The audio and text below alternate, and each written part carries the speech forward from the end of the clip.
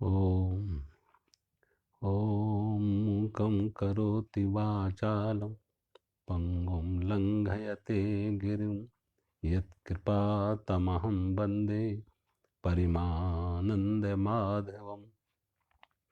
गुरुर्ब्रह्मा गुरुर्विष्णु गुरुर्देवो महेश्वरा गुरु साक्षात् परं ब्रह्म तस्मै श्री गुरुवे नमः। सर्वे भवन्तु सुखिनः सर्वे सन्तु निरामया सर्वे भद्राणि पश्यन्तु मा कश्चित् दुःखभाग् भवेत्। कर्पूरगौरं करुणावतारं संसारसारं भुजगेन्द्रहारं सदा वसन्तं हृदयारविन्दे भवं भवानी सहितं नमामि। ओम शांति।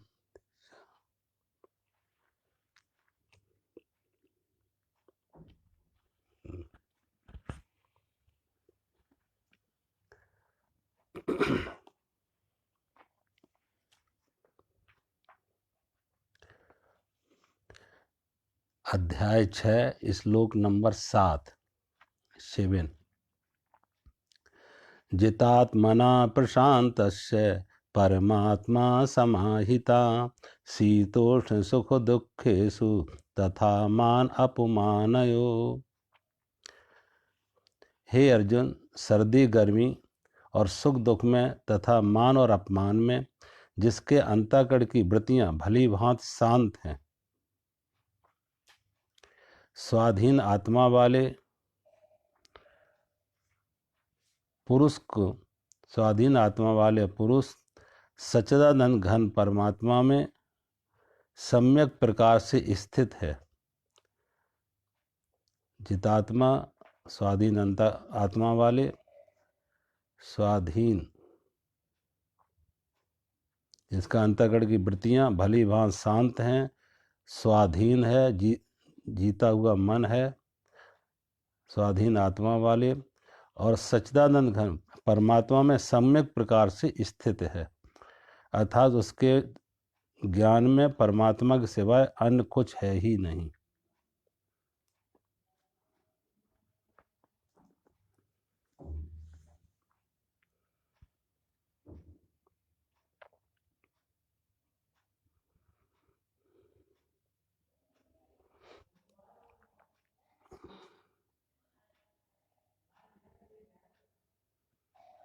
आज मैं शुरू करूंगा एक कहानी से। लियो टॉल्स्टॉय की एक कहानी है कि एक बार मृत्यु देवता ने अपने कुछ सेवक भेजे किसी को लाने के लिए, और वो किसकी मौत होनी थी? एक विधवा स्त्री जिसके पति की बहुत निकट ही मौत हुई है। 3 उसकी छोटी छोटी बेटियां हैं जो शायद तीनों ट्विंस हैं, एक साथ पैदा हुई हैं, और उसका कोई सहारा नहीं। तो उसे लेने के लिए देवदूत ने भेजा, मृत्युदेव ने भेजा एक देवदूत को। जब उस देवदूत ने आके देखा उसका मरा शरीर, उसके मरे शरीर से स्तन से लिपटी हुई एक नवजात शिशु को, छोटी बच्ची को, एक रो रही है, एक सोई पड़ी है, तो कहते हैं उस देवदूत का हृदय करुणा से भर जाता कि इन 3 बच्चियों का क्या होगा अगर मैं इसकी आत्मा को ले जाते हैं, अगर इसकी मौत हो जाती है तो इसकी आत्मा, इसके 3 बच्चियों का क्या होगा। और ये तो बहुत ही क्रूर कर्म है, बहुत ही कठोर कर्म है। तो मृत्युदेव का वो सेवक देवदूत वापस लौट जाता और वो उस स्त्री को लेके ना जा सका। उसने पूछा मृत्युदेव को, कारण बताया क्यों नहीं लेके आया, तो उसने ये सारी बात बताई कि वो स्थिति इतनी दर्दनाक थी कि अगर मैं लेके आता तो उसकी वो 3 कन्याओं का क्या होता, और पति भी उसका है नहीं, दूसरा कोई सहारा नहीं। इसलिए मैं ऐसा कठोर कर्म नहीं कर सका और मैं चला आया। तो कहते हैं मृत्युदेव ने कहा, तुम विधाता के नियम से ज़्यादा जानते हो और तुम्हें विधाता के कानून पर विश्वास नहीं है, विधाता के विधि के कानून के पर विश्वास नहीं है, और अगर तुम विधाता के नियम को नहीं मानते हो तो तुम्हारा यहाँ रहने का कोई अधिकार नहीं। और कहा, उसको श्राप दिया कि तुम जाओ मृत्यु लोक में जाओगे और मृत्यु लोक में मनुष्य बन के, और तुम्हारा उद्धार तब होगा जब 3 बार तुम हंसोगे। वो कहती है वो मर्त्य लोक में आ जाता है, उसका मनुष्य रूप में जन्म हुआ, बड़ा हुआ। एक बार उसको नौकर के तौर पे एक आदमी लेने आता है, और वो आदमी कौन था? वो एक जूतों की दुकान करता है, जूतों की दुकान करता है, उसको लेने आया। उसको लेके गया कि ये शायद जूता बनाने में हमारी मदद करेगा। उसे लेके गया तो कहते हैं उसके घर जब पहुंचा उसे लेके, तो उसकी पत्नी ने उसे बहुत डांटा, अपने पति को, कि इसे लेके क्यों आ गए, एक खाने वाला और बढ़ा दिया, और ये क्या काम करेगा, ये कोई लगता नहीं है कोई बड़ा समझदार, बहुत होशियार। उसे बहुत डांटा, और जब बहुत उसे अपने पति को उसने डांटा, उसकी पत्नी ने पति को ही डांटा, इसे क्यों लेके आए, तो कहते हैं वो देवदूत हंसा, पहली बार हंसा। उसने कहा इसे मालूम ही नहीं कि इसके घर नौकर के रूप में कौन आ रहा है, एक देवदूत आ रहा है नौकर के रूप में इसके घर में, इसे मालूम ही नहीं, इसलिए वो हंसा। उस मालिक ने पूछा भी तुम हंसे क्यों? उसने कहा ये राज अभी नहीं बताएंगे, आगे जाके। कहते हैं दूसरी बार उसने बड़े ही कुशल ढंग से जूते बनाना शुरू कर दिया, और ऐसी कुशलता उसके जूतों की कि बड़ा नाम हो गया। इस मालिक ने, जूतों के इस मालिक ने, गमने फैक्ट्री वाले ने बहुत धन कमा लिया, बड़ा धनवान हो गया, दोनों का बड़ा नाम हो गया कि इसके पास एक ऐसा कुशल कारीगर है और जो सब प्रकार के अच्छे से अच्छे जूते बना सकता। कारोबार बहुत आगे बढ़ गए, क्योंकि वो कोई सामान्य व्यक्ति नहीं थे जो वहां जूता बनाता था, वो एक देवदूत था।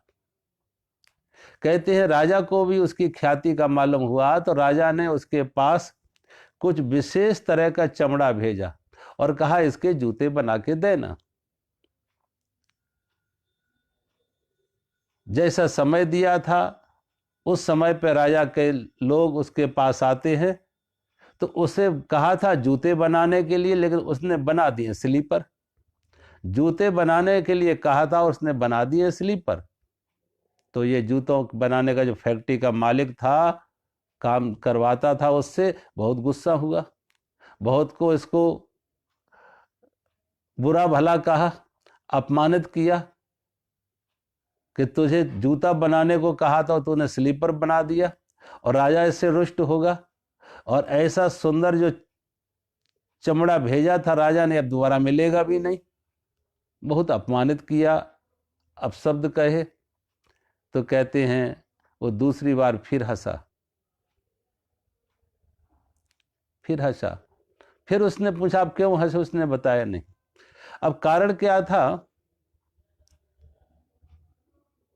कि राजा जब उसने स्लीपर बना दिए जूते की जगह, तो वहां ऐसा नियम था कि राजा की मौत हो जाए तो उसके साथ उसके कब्र में स्लीपर रखे जाते थे, जूते नहीं रखे जाते थे।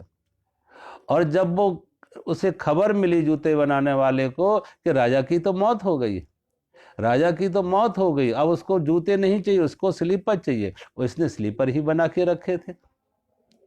इसे पूर्व ज्ञान था। तो जब उसके मालिक ने उसे अपमानित किया, तो अब मालिक बहुत पश्चाताप करता, खेद व्यक्त करता कि मुझसे बड़ी भूल हुई, मैंने आपको अपमानित किया, लेकिन आपने बड़ा ठीक काम किया। अगर जूते बना दिए होते तो स्लीपर वो काम ना आते, तुमने वही बनाया जो राजा के काम में आएंगे, स्लीपर बना दिए। तो कहते वो दूसरी बार उस समय हंसा। उसकी दुकान पर एक बार कहते 3 लड़कियां, एक धनवान स्त्री उन 3 लड़कियों को लेके आती और उन तीनों की एक राजा के यहाँ, राजा के 3 राजकुमारों से उनकी शादी होनी थी। 3 राजकुमारों से राजा के यहाँ उसकी शादी होनी थी। उनको लेके आते, इसने उन तीनों लड़कियों को पहचान लिया। ये तीनों वही लड़कियां थीं जब इनकी माँ की मौत हो गई थी, तो जो माँ के स्तन से दूध पी रही थी और रो रही थी, ये वही तीनों लड़कियां थीं। जब माँ की मौत हो गई, 3 अनाथ बच्चियों को देखा तो कहते एक धनवान स्त्री ने, उसको कोई संतान नहीं थे, उस धनवान स्त्री ने इन तीनों कन्याओं को गोद ले लिया और तीनों कन्याओं को गोद ले लिया। उनका अच्छे ढंग से पालन पोषण किया, उनको सब प्रकार से अच्छी सुविधा दी, बड़ा किया। और उन तीनों कन्याओं की शादी राजा के 3 राजकुमारों से होनी थी। तो कहते हैं ये आदमी फिर ये देवदूत तीसरी बार फिर हंसा। वो हंसा इस बात को लेके कि मैं जिसके भविष्य के लिए चिंतित हो रहा था कि इन 3 कन्याओं का क्या होगा, लेकिन उनका प्रारब्ध देखो, विधि का विधान देखो कि माँ की मौत हो गई। जो पालन पोषण, जो व्यवस्था, जो उनकी विकास, जो शिक्षा दीक्षा उनकी माँ नहीं कर सकती थी, वो जिसने गोद लिया उससे ज्यादा अच्छा, उससे कई गुना ज्यादा अच्छा किया। तीसरी बार हंसाओ, कहते ये मुक्त हो जाता। तो कहने का अर्थ यह है कि इसने जो चिंता की थी कि उनका क्या होगा, वही तीनों लड़कियां जो नवजात शिशु थी और इसे चिंता थी, जिसके कारण से इसने विधाता के विधान को भी अस्वीकार किया था, परमात्मा के कानून को भी, विधान को भी अस्वीकार किया था कि ऐसा काम नहीं करें। लेकिन देखो विधान कि अगर माँ की मौत होती है तो उन बच्चियों को उससे भी अच्छा परवरिश मिलती है, परिवार मिलता है और उनका पालन पोषण होता है, विकास होता है। तो बहुत बार परमात्मा की जो नियति हम उसे नहीं समझ पाते, अपने को बीच में लाते। व्यक्ति अपने अहंकार को बीच में लाता, अपने मैं को बीच में लाता। परमात्मा की नियत क्या है? और देखो परमात्मा कैसे बीज से वृक्ष बनाता, कैसे गिरे हुए को आगे उठाता, ये हमारे आपके हाथ में नहीं है। हम तो कभी कभी देखते जैसे जमीन में बीज दबाते तो लगता है बीज तो नष्ट हो जाएगा, लेकिन नष्ट नहीं होता। जो दबता है वही अंकुरित होता है और जो सड़ता है वही वृक्ष बनता है। बीज सड़ता है तो वृक्ष बनता है। जो अंधेरे में दबा होता है वही आकाश की ऊष्मा ले पाता है, हवाओं में जो उसके फूल खिल पाते।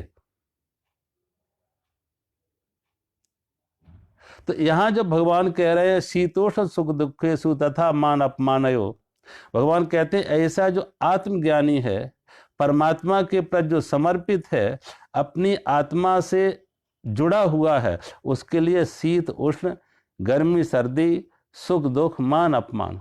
अब ये देखो तीनों प्राय हम 3 स्तर पर जीते हैं। शीत उष्ण है शरीर के स्तर पर, हम जब शरीर के स्तर पर जीते हैं तो गर्मी सर्दी होगी। शरीर के स्तर पर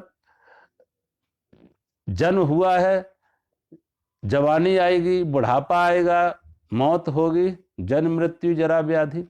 तो ऐसे कष्ट जो शरीर के स्तर पर वो शीतोष्ण के रूप में हो। दुख सुख मन के स्तर पर, मन के स्तर पर दुख है, सुख है, मान है, तमाम तरह के ईर्षा है, भय है, क्रोध है, लोभ है, ये सब मन के स्तर पर है। और तीसरा भगवान कहते हैं मान अपमान, ये बुद्धि के स्तर पर है। तो तीनों स्तरों पर जो दुख के कारण बनते हैं, संसार से दुख का कारण जो बनता है, वो शरीर के स्तर पर, मन के स्तर पर और बुद्धि के स्तर पर। शरीर के स्तर पर शीत उष्ण के रूप में, मन के स्तर पर मान सुख दुख के रूप में और बुद्धि के स्तर पर मान अपमान के रूप में। तो जितने तरह के, अब भगवान ने ये 3 द्वंद्व गिनाए हैं, 3 प्रकार के द्वंद्व गिनाए हैं, लेकिन जितने भी द्वंद्व हैं, सुख दुख हो, मान अपमान हो, लाभ हानि हो, संयोग वियोग हो, जय पराजय हो, मृत्यु जन्म मृत्यु, जितने भी द्वंद्व हैं, भगवान कहते हैं ऐसा आत्मज्ञानी वो सभी प्रकार के द्वंद्वों से मुक्त हो जाता।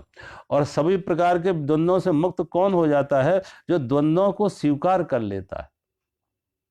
जो दोनों, मतलब सुख से मुक्त कौन, दुख से मुक्त कौन होता है? जिसने सुख की चाह ना की हो। अपमान से मुक्त कौन होता है? जिसने मान की चाह ना की हो। सर्दी गर्मी को जिसने दोनों को स्वीकार कर लिया है। तो जो द्वंद्वों में आमतौर से होता है कि हम एक को स्वीकार करते हैं, ये ऐसे ही जैसे two side of same coin, एक सिक्के के दो छोर, एक सिक्के के दो पहलू। अब जब भी सिक्का आएगा तो एक साथ दोनों होंगे। ऐसे ही जब सुख आएगा तो सुख अकेला नहीं आएगा, उसके साथ दुख भी आएगा।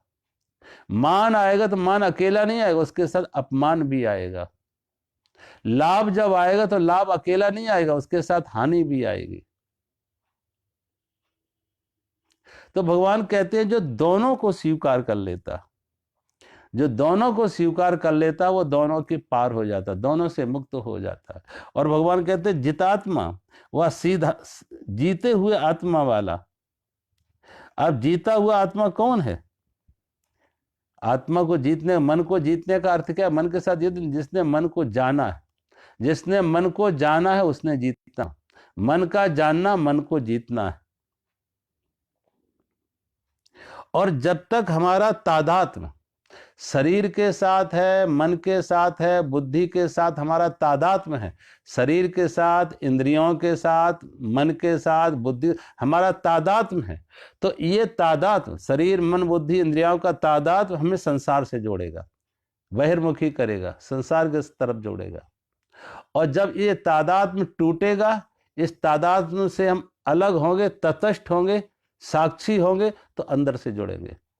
तादात्म्य हमें संसार की तरफ लेके जाता है, और तटस्थता जो आती है, साक्षी जब हम बनते हैं तो अंदर से जुड़ते हैं, आत्मा से जुड़ते हैं, चेतना से जुड़ते हैं, अपने निज स्वरूप से जुड़ते हैं।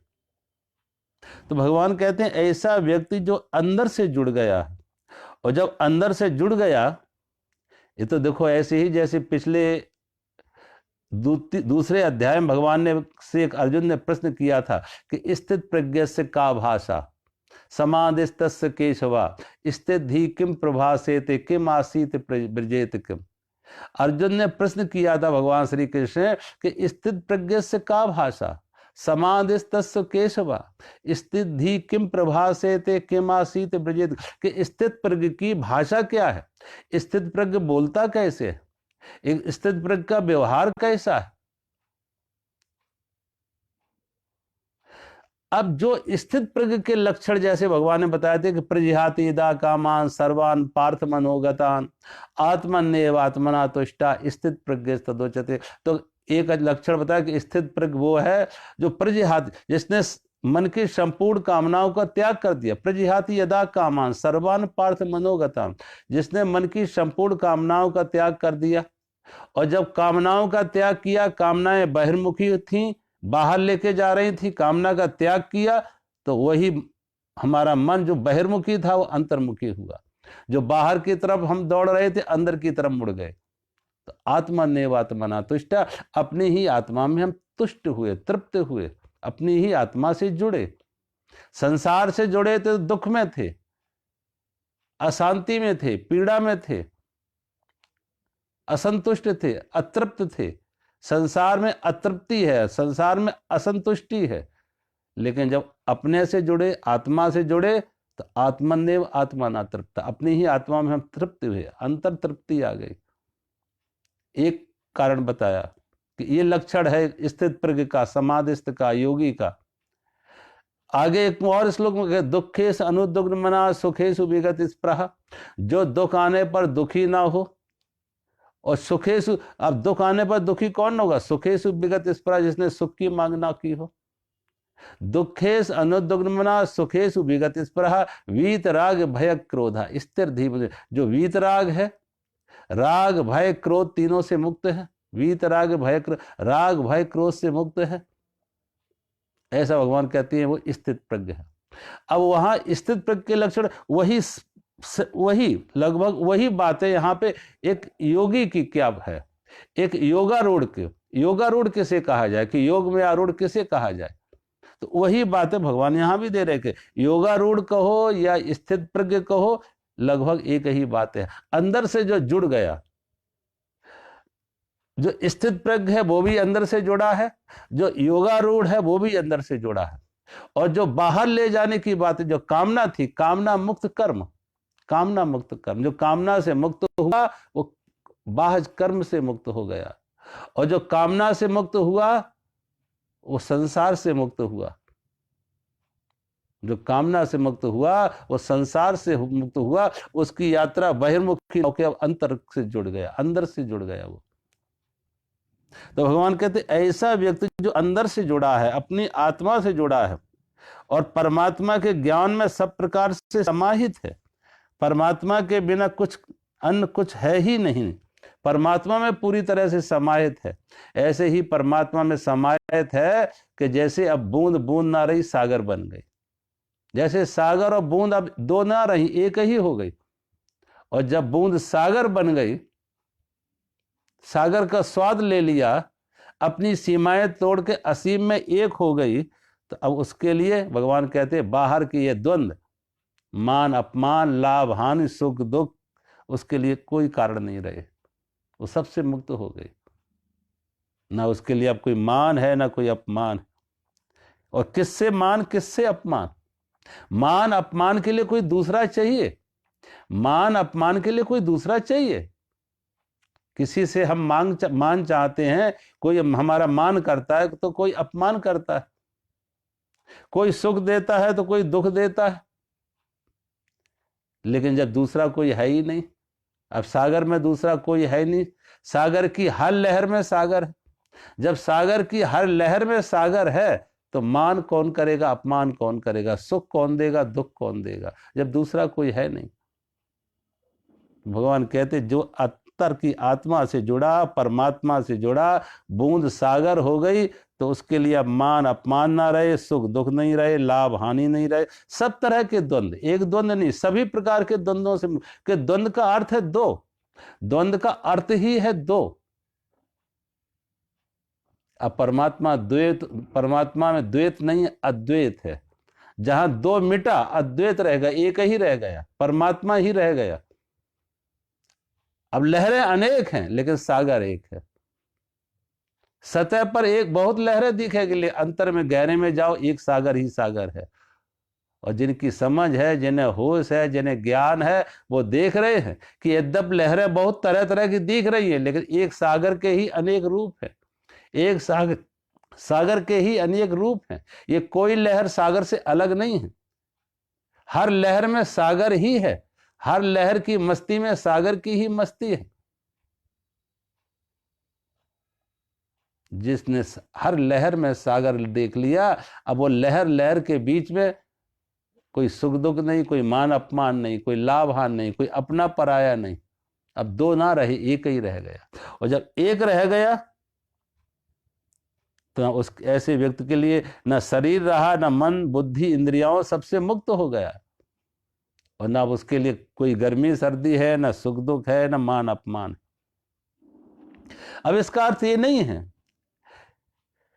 शरीर को सुख दुख की अनुभूति, शरीर को सर्दी गर्मी लग सकती है, लेकिन उसके लिए वो कपड़ा पहन लेगा, बस जो उसके पास व्यवस्था होगी वो कर लेगा, जो व्यवस्था जैसी भी होगी वो कर लेगा, लेकिन कोई उससे कोई सुख दुख नहीं, हाय हाय नहीं करेगा वो, हर परिस्थिति में हाय हाय नहीं, वो हरी हरी ही करेगा। एक व्यक्ति हर परिस्थिति में हाय हाय, और क्योंकि उसने जो मांगा। अब देखो सर्दी आती लोग तो हाय हाय करते हो, गर्मी आती है तो हाय हाय करते, गर्मी आती है तब कहते सुर्दी अच्छी है, और जब सर्दी आती है तब कहते गर्मी अच्छी है। यानी दोनों, गर्मी होती है तो गर्मी में खुश नहीं, सुखी नहीं है, खुश नहीं है, और सर्दी आती है तो सर्दी में खुश नहीं है। जो नहीं है, जो है उसमें सुखी नहीं है, खुश नहीं है, जो नहीं है उसकी अपेक्षा करते, उसकी आशा करते हैं। जब गर्मी होती है तो हाय हाय करते हैं, गर्मी नहीं चाहिए, सर्दी अच्छी होती है, सर्दी अच्छी होती है। और जब सर्दी आती है तो उनसे पूछो तुमने सर्दी को अच्छा कहा था, आप सर्दी एंजॉय कर रहे हो, तो अब सर्दी में भी शिकायत आ जाती, सर्दी भी हाय हाय कराती है। लेकिन भगवान कहते हैं जो समझदार वो समझते हैं ये अनित्य हैं, ये नित्य नहीं है।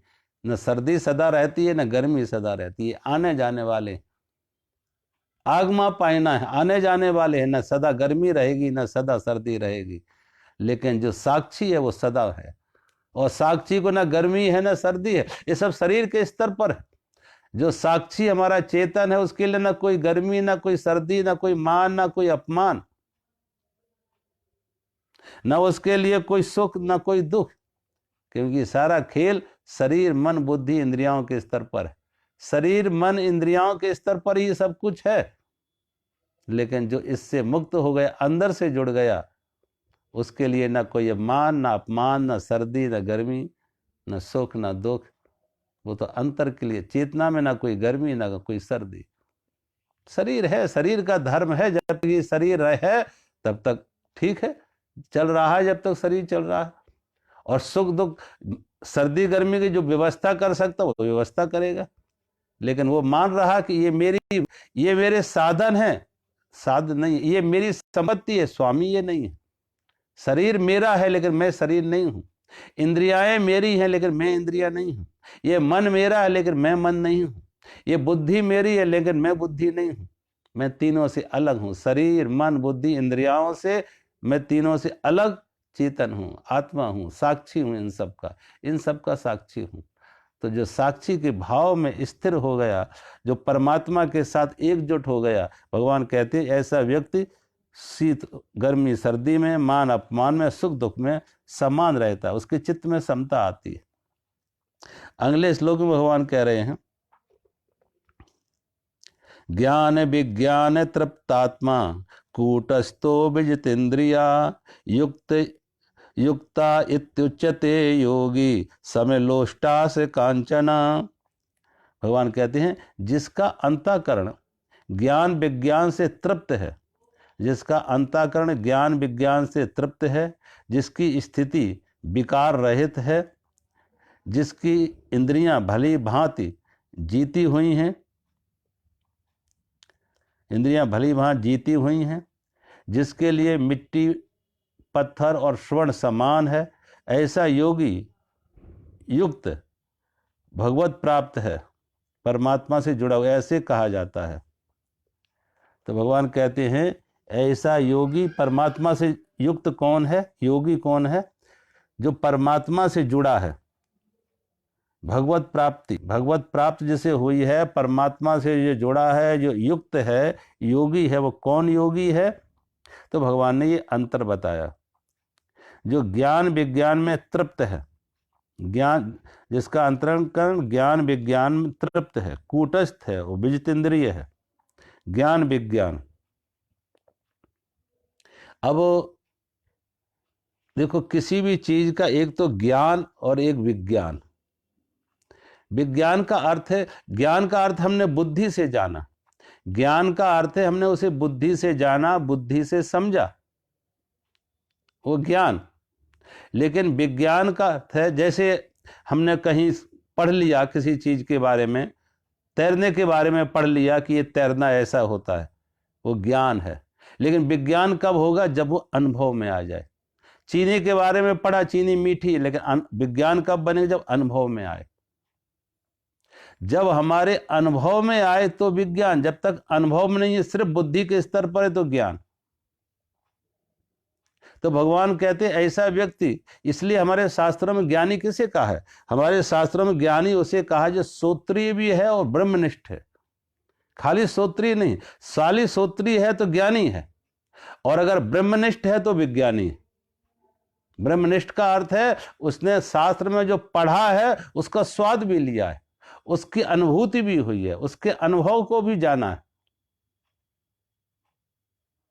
अब उसने मात्र ये नहीं कि पढ़ा है कि चीनी मीठी, उसने चीनी का स्वाद भी लिया। उसने तैरना खाली किताब में नहीं पढ़ा है, उसने तैरना सीख भी लिया है। उसने मात्र भोजन के ऊपर पाक शास्त्र पढ़े ही नहीं है, भोजन के ऊपर उसने पाक शास्त्र पढ़े ही नहीं हैं। उसने भोजन खा के अपनी भूख भी मिटा ली। उसने भोजन खा के अपनी भूख भी मिटा ली। अब वो कोई वैज्ञानिक की तरह H2O पढ़ नहीं रहा है कि पानी और हाइड्रोजन से ऑक्सीजन बनता है। उसने अपनी प्यास, पानी पी के अपनी प्यास भी बुझा ली। पानी पी के अपनी प्यास भी बुझा ली। तो भगवान कहते ऐसा व्यक्ति जो ज्ञान विज्ञान से तृप्त है, क्योंकि तृप्ति खाली ज्ञान से नहीं आएगी, विज्ञान से। तृप्ति खाली ज्ञान से नहीं, खाली श्रोत्रिय नहीं, ब्रह्मनिष्ठ हो, खाली बौद्धिक ज्ञान ना हो, अनुभव जन्य हो, अनुभव जन्य भी हो, अनुभव से पैदा हुआ हो। तो जो ज्ञान विज्ञान है वो तृप्त करेगा, खाली ज्ञान नहीं, विज्ञान, जिस अनुभव से वो तृप्त होगा। और जो अनुभव है जिसके साथ ज्ञान विज्ञान है, तृप्त है, जिसकी स्थिति विकार रहे थे, कूटस्थ है। कूटस्थ है। अब कूटस्थ आत्मा को कूटस्थ कहा गया। कूटस्थ शब्द का अर्थ है कूट कहते हैं जो एनविल होता है, अंग्रेजी में जिसे हम एनविल कहते हैं। किसी लोहार की दुकान पर जाएं, लोहार एक लोहे का बड़ा पिंड रखता है, लोहे का बड़ा, और उसके ऊपर रख के कोई चीज को बनाता, आकृति देता। कोई लोहे की कोई चीज बनानी है तो उसके ऊपर रख के वो हथौड़ी से ठोंकता है। तो जिसके ऊपर वस्तु रख के आकृति दी जाती है, बनाई जाती है, ठोंकी पीटी जाती है, उसे कहते हैं कूटस्थ, एनविल। अब वो कूटस्थ खुद नहीं बदलती है, लेकिन उसके ऊपर कितनी तरह की चीजें उसके ऊपर रख के बनाई जा सकती है। आप लोहार की दुकान पे जाओ, आप उससे जो चाहो बनवा लो, जैसी चीज चाहो वैसे बनवा लो। उससे कोई चाकू चाहो, चाकू भी उसी ठोंक के उस पर बना देगा। आप उसके ऊपर बैठ के कोई छोटा सा मूसल जैसी चीज बनाना, वो भी बना देगा। कोई भी चीज बनानी हो, कोई हाथ का कंगन बनाना, वो भी उसके ऊपर रख के लोहे का बना देगा, क्योंकि वो खुद नहीं बदलेगी। जो आकृति लोहे के नीचे वो खुद नहीं बदलती है, उसके कारण से दूसरों को बदलने की मौका मिलता है। दूसरी चीजें बदली जा सकती है, उसके सहारे दूसरी चीजें बदली जा सकती है, इसलिए वो कूटस्थ है। तो आत्मा को कूटस्थ कहा। क्यों? आत्मा कूटस्थ यह है कि बचपन से लेके आज तक शरीर बदला, विचार बदले, इंद्रियाएं बदली, बुद्धि बदली, मन बदला, लेकिन आत्मा नहीं बदली। आत्मा वही की वही है। इसलिए हम कह पाते हैं कि बाल्यावस्था में मेरा शरीर ऐसा था, जवानी पे मेरा शरीर ऐसा था, और वृद्धावस्था में हमारा शरीर ऐसा है। आज से 10 साल पहले हमारे विचार ऐसे थे, हमारी इंद्रियां, आंख की शक्ति कितनी तेज थी, हमारी श्रवण शक्ति हमारी कितनी अच्छी थी, लेकिन आज श्रवण शक्ति भी कमजोर हो गई है, सुनने की शक्ति कमजोर हो गई है, आंख से देखने की शक्ति कमजोर हो गई है, शरीर कमजोर हो गया है, इंद्रियाएं थक गई हैं, शरीर थक गया है, विचार, कितने तरह के विचार बदले। लेकिन ये सारा का सारा जो बदलाहट हुआ, इसका साक्षी कौन था? इसका साक्षी कौन थी? हमारी आत्मा। और इसलिए आत्मा को कूटस्थ कहा कि सारा बदलाहट इसने देखा, इसके कारण से ही ये सारा परिवर्तन हुआ। बिना आत्मा के कोई परिवर्तन नहीं होता, और ये हर परिवर्तन का आत्मा साक्षी रहा। शरीर के परिवर्तन का, मन बुद्धि इंद्रियों के परिवर्तन का ये आत्मा साक्षी रहा, लेकिन आत्मा खुद ना बदली। ये हम नहीं कहते कि बूढ़े की आत्मा अलग हो गई, जवान की आत्मा अलग होती है, और जवानी में हमारी आत्मा जवान थी, बुढ़ापे में आत्मा भी हमारी बूढ़ी हो गई, ऐसा नहीं। आत्मा जैसी थी वैसी है, हमारी चेतना जैसी थी वैसी थी, इसलिए वो कूटस्थ है, उसमें कोई परिवर्तन नहीं है, वो कूटस्थ है। और वो भगवान कहते हैं वो विजितेंद्रिय है, जिसने इंद्रियों को भलीभांति जीता है। इंद्रियों को कौन जीता है? जो इंद्रियों का साक्षी है। इंद्रियों के साथ तादात्म्य बनाया तो इंद्रियों से पराजित हो जाओगे। जिसने इंद्रियों के साथ तादात्म्य जोड़ा वो इंद्रियों से पराजित होगा, इंद्रियों से हारेगा, इंद्रियां उस पर हावी हो जाएंगी। लेकिन जो इंद्रियों का साक्षी बना है, जो इंद्रियों का साक्षी बना और इंद्रियों के साथ जो मालिक बना है। कल मैं कह रहा था कि एक मालिक बाहर गया हुआ है, एक मालिक बाहर गया हुआ है तो उसका सारा कारोबार नौकर देख रहे, और हर नौकर अपने को मालिक कहता, हर नौकर अपने को मालिक कहता है, और कि सारे व्यवसाय का, संपत्ति का, साधनों का दुरुपयोग हो रहा है। जब मालिक वापस लौटा, और जब मालिक वापस लौटा तो नौकरों को अपनी हैसियत पता लगी कि अब मालिक वापस आ गया, तो अब नौकर मालिक का सम्मान करते हैं और नौकर मालिक की मर्जी से, मालिक के अनुसार व्यवहार करते हैं। जैसा मालिक चाहता है वैसा व्यवहार करते हैं, क्योंकि अब मालिक आ गया, अब वो मनमानी नहीं कर पाएंगे। ऐसे ही भगवान कहते हैं, जब इंद्रियों के पीछे हमारा जो साक्षी है, चेतन है, वो मालिक है, और जब तक ये मालिक सोया हुआ था, अनुपस्थित था, सोया हुआ था, अनुपस्थित था, तब तक हर इंद्रियां मालिक हो गई थी, सभी इंद्रियां स्वयं में मालिक हो गई थी। लेकिन जब साक्षी जाग गया, साक्षी वापस लौट आया, तो ये इंद्रियां अब इस मालिक के, साक्षी रूपी मालिक के अधीन काम करने लगी, अनुसार काम करने लगी। उसे कुछ करना नहीं पड़ा, उसे किसी को मारपीट नहीं करने पड़ी, किसी को सताना नहीं पड़ा, किसी को दंड नहीं देना पड़ा। मात्र मालिक की उपस्थिति पर्याप्त है, मालिक की उपस्थिति पर्याप्त है, और मालिक की उपस्थिति मात्र से नौकर व्यवस्था रूप सुव्यवस्थित काम करने लगे, मालिक की उपस्थिति मात्र से। ऐसे ही जो हमारे अंतरात्मा, आत्मा की मालकियत आ जाए, तो आत्मा की उपस्थिति मात्र से, साक्षी की उपस्थिति मात्र से इंद्रियाओं को जीता जाता है। इंद्रियाओं की तोड़ फोड़ नहीं, इंद्रियाओं के साथ हिंसा नहीं करनी है, इंद्रियाओं के साथ कोई जोर जबरदस्ती नहीं करनी है, इंद्रियाओं को कोई सताना नहीं है। मात्र साक्षी बन जाओ, उसके तटस्थ हो जाओ, कूटस्थ, जिसे भगवान कहते कूटस्थ। जब तक उन इंद्रियों के साथ जोड़ है, तादाद में, तो इंद्रियां संसार की तरफ लेके जाएंगे, और इंद्रियों से अपने को हमने अलग किया, कूटस्थ हुए, तो कूटस्थ अवस्था में हम बहिर्मुखी मन अंतर्मुखी हो जाता है। तादात्म्य से परमात्मा, संसार से जुड़े, पदार्थ से जुड़े, तादात्म्य में जहां तादात्म्य बनाया था इंद्रियों के साथ, तो पदार्थ से जुड़े, संसार से जुड़े, और तादात्म्य से हटे कूटस्थ हुए तो परमात्मा से जुड़े। अगर तादात्म्य है तो पदार्थ से जुड़े, और कूटस्थ हुए तो परमात्मा से जुड़े। कूटस्थ हमें बहिर्मुखी से अंतर्मुखी करता है, तादात्म्य हमें बहिर्मुखी करता है। बाहर से संबंध जोड़ा, तादात्म्य बनाया, तो संसार से जुड़े, व्यक्ति, वस्तु, पदार्थ से जुड़े, और जहां हम कूटस्थ हुए वो परमात्मा से जुड़े, फिर अंतर से जुड़े।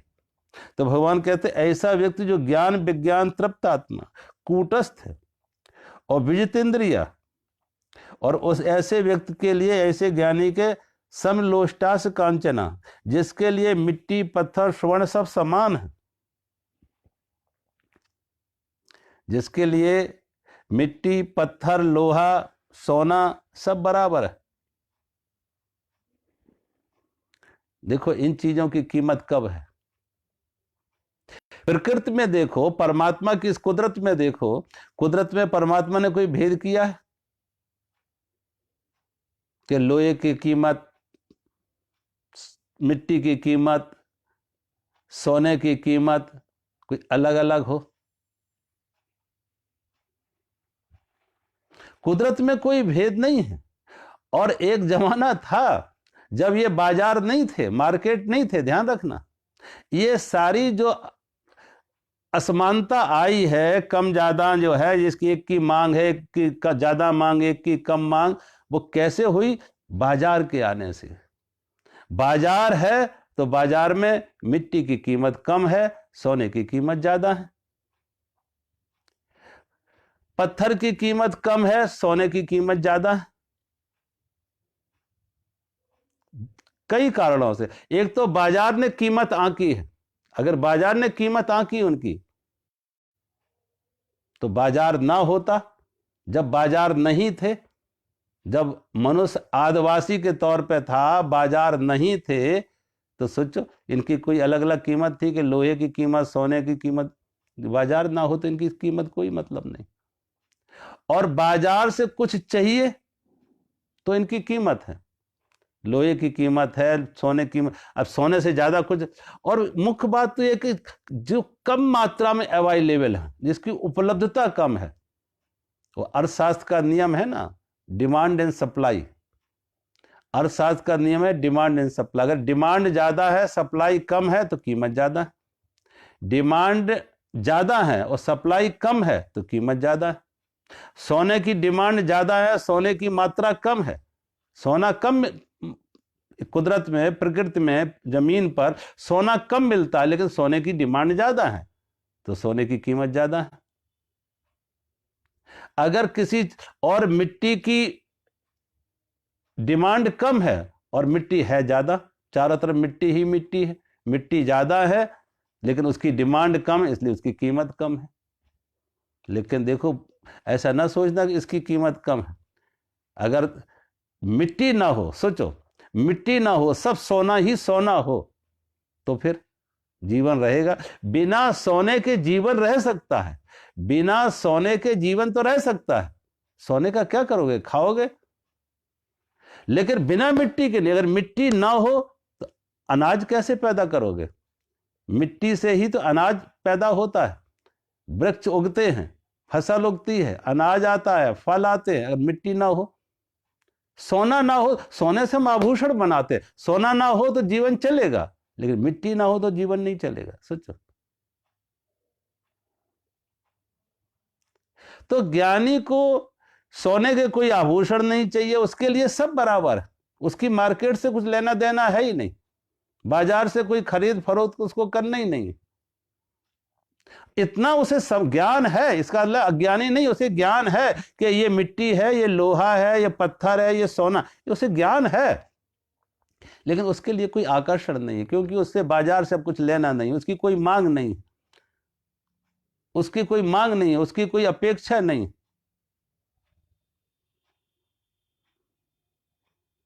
मैंने एक दिन कहा था कि एक व्यक्ति जो कहीं जा रहा था, पानी की नाव से जा रहा था। उन जमाने में छोटे छोटे पानी के जहाज जैसे पानी की नौकाएं होती थी। तो पानी की नौका में, समुद्र में जा रहा था नौका से। एक जगह उसकी नौका, कहते हैं, एक भंवर ऐसी आ गई, तूफान ऐसा उठा कि नाव डूबने लगी। और जब नाव डूबने लगी, संयोग से एक द्वीप नजदीक में था, एक आइलैंड, एक द्वीप नजदीक में था, और उस द्वीप के नजदीक ही नौका डूबी। तो पहले तो उसने किसी भी तरह से अपनी जान बचाई, तैर के पहुंचा वहां तक। फिर उसके मन में आया, मैं अकेला तो निकल आया, लेकिन सोने की पेटी हमारे इसमें रखी हुई थी, नौका में सोने की पेटी भी रखी है, क्यों ना सोने की पेटी भी निकाल के ले आए। दोबारा फिर जाता तैर के, और एक सोने की पेटी भी निकाल के ले आए उस नाव से। अब सोने की पेटी जब निकाल के ले आया और उस निर्जन द्वीप पर पहुंचा, लेकिन निर्जन द्वीप, इस पे कोई आदमी रहता ही नहीं, अकेला ही वहां है, कोई बाजार नहीं है, कोई मनुष्य नहीं है, अकेला है। सोने की पेटी ले तो आया, एक क्षण तो बड़ा खुश हुआ कि इतना सोना हमने बचा लिया अपने को, सोना इतना बचा लिया, डूबती हुई नौका से इतना सोना हमने निकाल लिया, बचा लिया। बड़ा खुश हुआ अपनी सफलता पर, अपने पुरुषार्थ पर, अपनी होशियारी पर बड़ा खुश हुआ कि इतना सोना हमने बचा लिया। लेकिन एक दिन, 2 दिन उसे साथ रखा। अब सोने को करे क्या? कोई बाजार है नहीं, यहां कोई बाजार है नहीं जो सोने की कीमत से उसको कुछ खरीद सके, कुछ बेच सके, खरीद सके, कुछ ले सके। तो सोने को करे क्या? 1-2 दिन तो वो पेटी लेके वो घूमा, अंत में वो पेटी वहीं छोड़ दी, जहां नौका डूबी थी वहीं पे पेटी भी छोड़ दी। इसे लेके करें क्या? ये किस काम आएगी? बाजार तो है नहीं। ऐसे व्यक्ति के लिए सोना और पत्थर में अब कोई अंतर रहा? सोने और मिट्टी में कोई अंतर रहा? सोचो न, क्योंकि बाजार ना हो तो सोना भी बेकार है, पत्थर भी बेकार है, सब मिट्टी ही है। ऐसा व्यक्ति जो आत्मज्ञानी है, अंदर की परमात्मा से जुड़ा है, अंदर की आत्मा से जुड़ा है, अंदर के सुख के, शांति के स्रोत से जो जुड़ा है, उसके लिए बाजार की कोई कीमत नहीं है, बाजार का कुछ लेना देना नहीं है। ना उसे कोई सुविधा चाहिए, ना कोई धन चाहिए, ना मान चाहिए, उसे कुछ नहीं बात संसार से चाहिए, उसके लिए सोना ये सब बराबर है। अगर कोई मांग हो, कामना हो, कोई चाह हो तो फर्क करेगा कि भाई मिट्टी से कार नहीं खरीदी जाएगी, कार चाहिए तो सोना चाहिए। बड़ी कोठी बनानी हो तो सोना चाहिए, सोने को बेच के कोठी बनाई जा सकती है। बड़ी कार चाहिए, बड़ा साधन चाहिए, बड़े सुविधा चाहिए। तो जैसे संसार के सुख चाहिए, भोग चाहिए, वस्तुएं चाहिए, उसके लिए सोने का महत्व होगा। लेकिन जिसकी कोई मांग ही नहीं है, जिसकी कोई चाह ही नहीं है, जिसकी कोई अपेक्षा ही नहीं है, जिसके अंदर किसी तरह की कोई वासना ही नहीं है, उसके लिए भगवान कहते हैं सोना हो या मिट्टी हो, उसके लिए तो सब बराबर है, उसके लिए सब बराबर।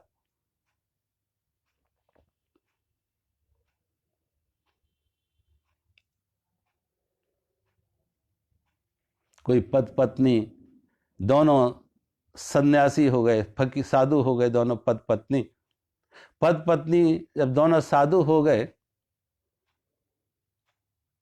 तो दोनों रास्ते में जा रहे थे, जंगल में उनकी कुटिया थी, अपना भजन करते, भगवान का जाप करते, अपनी साधना करते, ध्यान करते।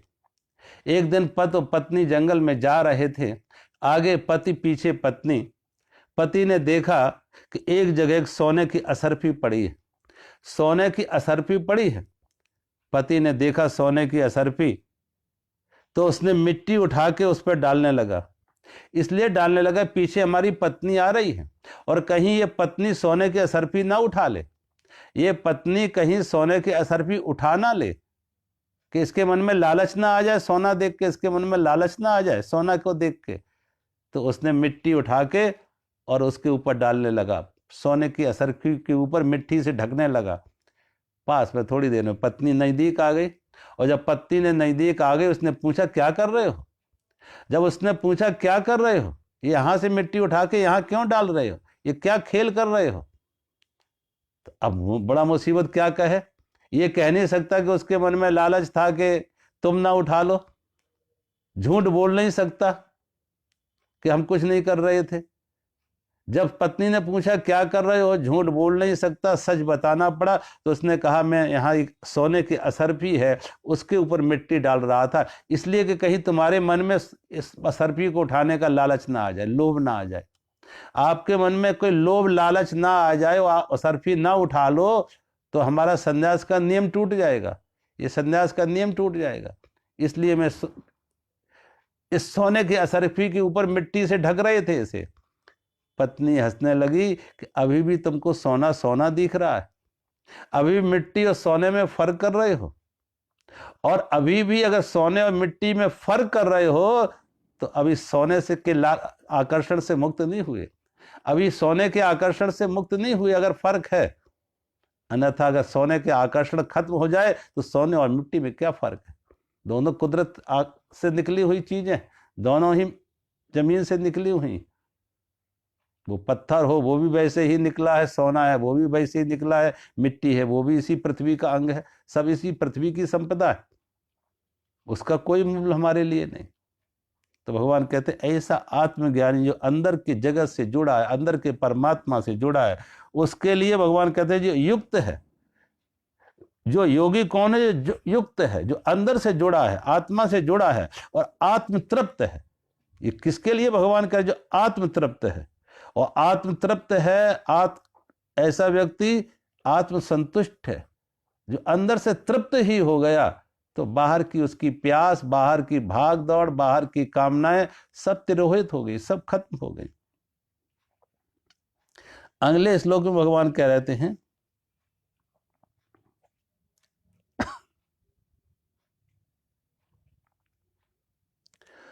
सुरहन मित्रा उदासीन मध्यस्थ, सुरहन मित्रा उदासीन मध्यस्थ द्वेष बंधुषु साधु स्वपि च पापेषु समय बुद्धिर्विशिष्यते। भगवान कहते हैं हे अर्जुन, सुहृद मित्र, वैरी, उदासीन, मध्यस्थ, द्वेष और बंधुगणों में, धर्मात्मा और पापियों में भी पापियों में भी समान भाव रखने वाला अत्यंत श्रेष्ठ है।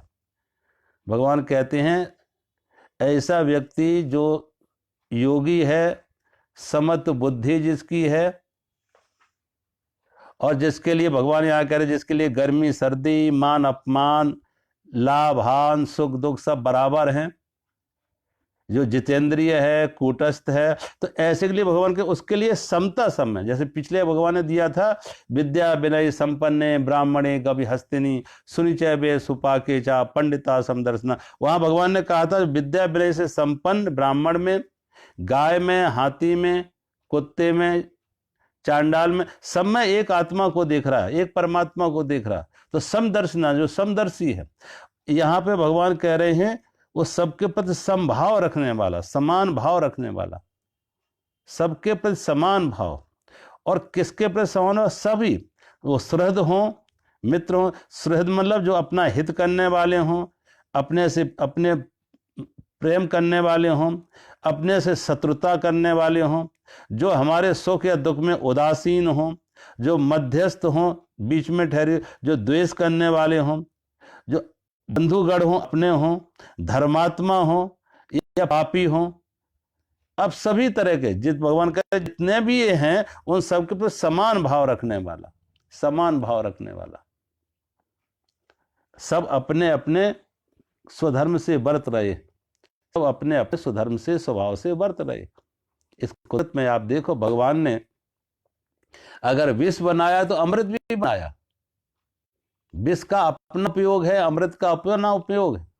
कभी कभी अमृत भी विष बन जाता और विष भी अमृत बन जाता।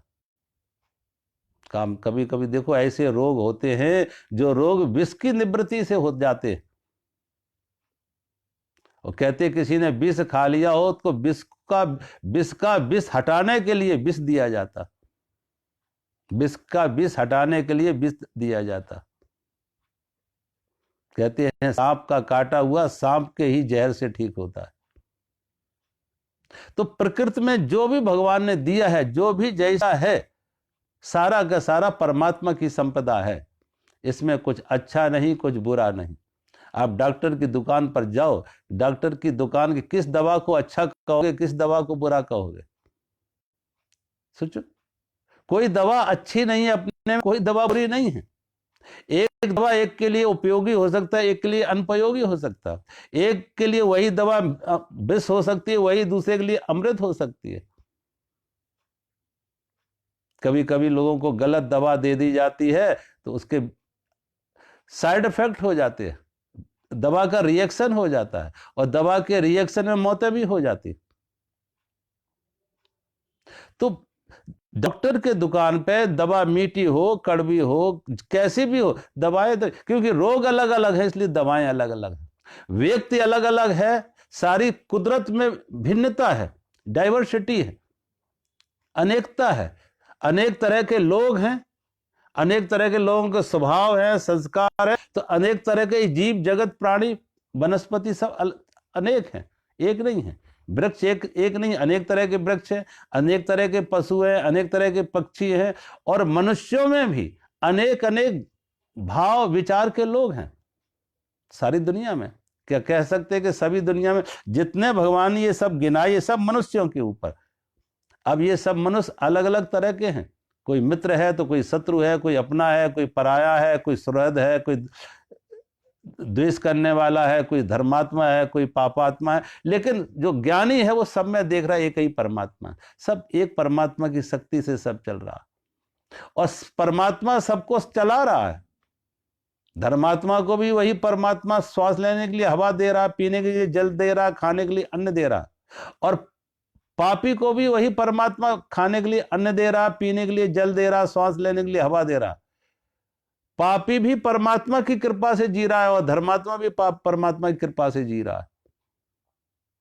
शत्रु मित्र सब में परमात्मा सब में सबको जिला रहा है, सबको जीवन दे रहा है। तो जो परमात्मा सबको जीवन दे रहा है, परमात्मा में यहां फूल भी है तो कांटे भी,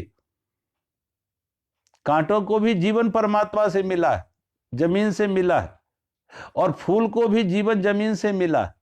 एक ही जड़ जो गुलाब के फूल की जड़ है, वही जड़ कांटे को भी जीवन दे रही है, वही जड़ फूल को भी जीवन दे रही है। सोचो, जड़ ये नहीं कहेगा कि नहीं ये तो कांटा, इसको हम जीवन नहीं देंगे। अगर जड़ ने जीवन ना दिया होता तो फूल पेड़ पे कांटा होता ही नहीं। जड़ ने ही सहारा दिया, जड़ ने ही जीवन दिया, तो कांटा कांटा बन के प्रकट हुआ और फूल फूल बन के प्रकट हुआ। इसलिए भगवान कहते हैं सब में, सभी तरह के जो लोग हैं सब में परमात्मा एक ही है। और जो समान बुद्धि रखने वाला है, भगवान कहते हैं समान बुद्धि भाव रखने वाला, क्योंकि सब में समान भाव रखे जो।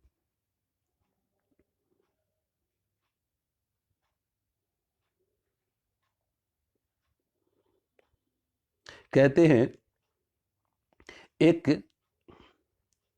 एक बड़ा जमींदार, एक बड़े जमींदार ने रस्किन की अनटू द लास्ट है और टॉलस्टॉय ने कहानी लिखी। एक बड़े जमींदार ने अपने अंगूरों के खेत पर काम करने के लिए मजदूर बुलाए। अंगूरों के खेत पर काम करने के लिए मजदूर बुलाए। सुबह कुछ मजदूर आ गए 9 बजे और शाम को 6 बजे तक उन्होंने काम किया। सुबह कुछ मजदूर आ गए, दूसरे और मजदूरों को से जरूरत पड़ी, तो कुछ जो 9 बजे आए थे, दूसरे कुछ उसने 12 बजे बुलाए कुछ मजदूर, तो 12 बजे कुछ मजदूर आ गए। कुछ मजदूरों की और ज़्यादा उसे ज़रूरत पड़ी तो उसने शाम को 3 बजे मजदूर बुलाए। और कुछ मजदूर और ज़रूरत पड़ी तो उसने शाम को 4 बजे मजदूर बुलाए। और सभी मजदूरों को शाम को 6 बजे छुट्टी हो जाती। सभी मजदूरों को शाम को 6 बजे छुट्टी हो जाती। जब शाम को सभी मजदूरों की छुट्टी होती है तो वो मालिक सभी को बराबर बराबर पैसे दे रहा। वो जमींदार, वो धनवान आदमी सभी को बराबर बराबर पैसे दे रहा। सुबह 9 बजे आए थे और 6 बजे तक काम किया, उनको भी वही पैसे। जो 12 बजे आए और 6 बजे तक काम किया, उनको भी वही पैसे। जो 3 बजे आए और 6 बजे तक काम किया, उनको भी वही पैसे। जो 4 बजे और 5 बजे आए और 1 घंटे ही 2 घंटे ही काम किया, उनको भी वही पैसे। तो जो मजदूर सुबह आए थे, उन सुबह वाले मजदूरों ने शिकायत की। उन सुबह वाले मजदूरों ने शिकायत की, हो हल्ला किया और कहा आप सब इनको भी वही दे रहे जो मुझे दे रहे हैं। आप इनको भी वही मजदूरी दे रहे हैं और मैं तो सुबह 9 बजे आया और 6 बजे तक काम किया। इनको भी और मुझे भी वही मजदूरी, और जो मात्र 2 घंटे काम किए उनको भी वही मजदूरी दे रहे हो।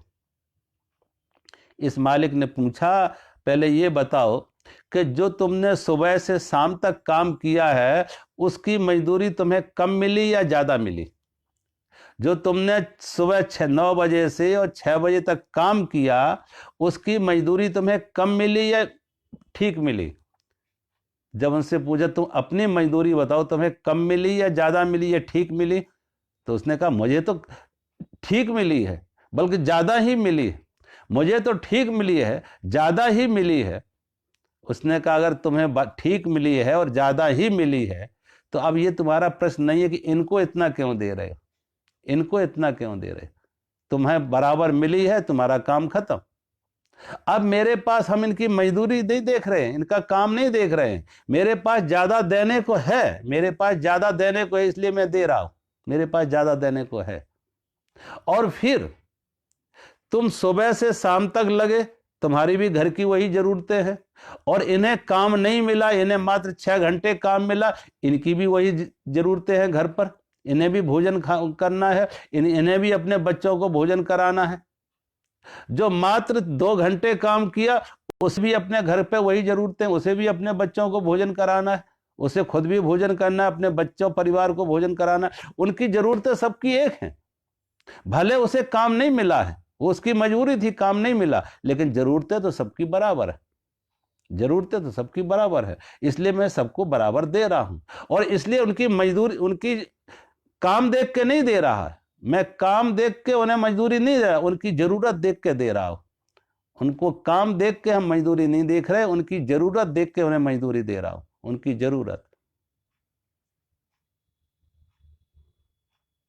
इसलिए जो समाजवादी विचारधारा के लोग वो कहेंगे योग्यता अनुसार काम और आवश्यकता अनुसार वेतन।